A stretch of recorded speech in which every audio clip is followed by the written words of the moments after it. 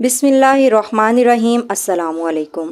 ایک غریب عورت حضرت بابا فرید الدین گنج شکر کے پاس آئی اور اپنی مفلسی کی شکایت کی۔ اس کی بیٹیاں شادی کی عمر کو پہنچ گئی تھیں، لیکن اس کے پاس کوئی مال و اسباب نہیں تھا۔ حضرت بابا فرید الدین گنج شکر رحمۃ اللہ علیہ نے اس کی بات سنی اور اس کے لیے دعا فرمائی، لیکن وہ عورت بابا جی سے کچھ لینے کے لیے اپنی ضد پر قائم رہی۔ بابا فرید الدین رحمۃ اللہ علیہ نے فرمایا، بی بی یہ سب خزانہ تو اللہ تعالیٰ کا ہے، تم اللہ پاک سے مانگو، میں تو خود ادنا سا غلام ہوں، آپ اللہ کے نیک بندے ہیں، میں آپ کے در سے خالی ہاتھ نہیں جاؤں گی۔ آخر جب اس عورت کا اصرار حد سے بڑھ گیا تو حضرت بابا فرید الدین رحمۃ اللہ علیہ نے فرمایا، اچھا جاؤ مٹی کا ٹھیلا تلاش کر کے لاؤ۔ وہ عورت مٹی کا ٹھیلا تلاش کر کے لائی۔ حضرت بابا فرید الدین رحمۃ اللہ علیہ نے 3 بار سورہ اخلاص پڑھ کر اس مٹی پہ دم کیا۔ اللہ کی قدرت سے مٹی سونا بن گئی۔ آپ رحمۃ اللہ علیہ نے وہ سونا اس عورت کے حوالے کرتے ہوئے فرمایا، لو بی بی اس سے اپنے بچوں کی شادی کا بندوبست کر لو۔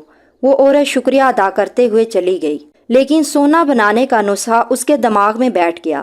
گھر جا کر اس نے مٹی کے کئی ٹھیلے اکٹھے کیے، غسل کر کے پاک صاف لباس پہنا اور اپنے عمل میں شدت پیدا کرنے کے لیے اس نے 3 کی بجائے 300 بار سورۃ اخلاص پڑھی اور مٹی پہ دم کیا۔ اس عورت کا خیال تھا آن کی آن میں مٹی سونے میں تبدیل ہو جائے گی، لیکن ایسا کچھ بھی نہیں ہوا۔ اس پر جنون کی ایسی کیفیت طاری ہو گئی کہ وہ بار بار سورہ اخلاص پڑھتی اور مٹی پر دم کرتی، لیکن مٹی مٹی ہی رہتی۔ 3 دن تک سورۃ اخلاص پڑھتی رہی مگر ناکام رہی۔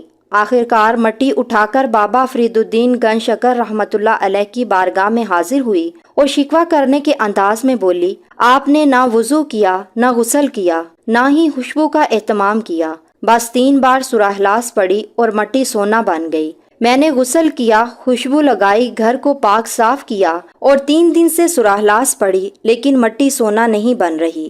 بتائیے میرے عمل میں غلطی کیا ہے؟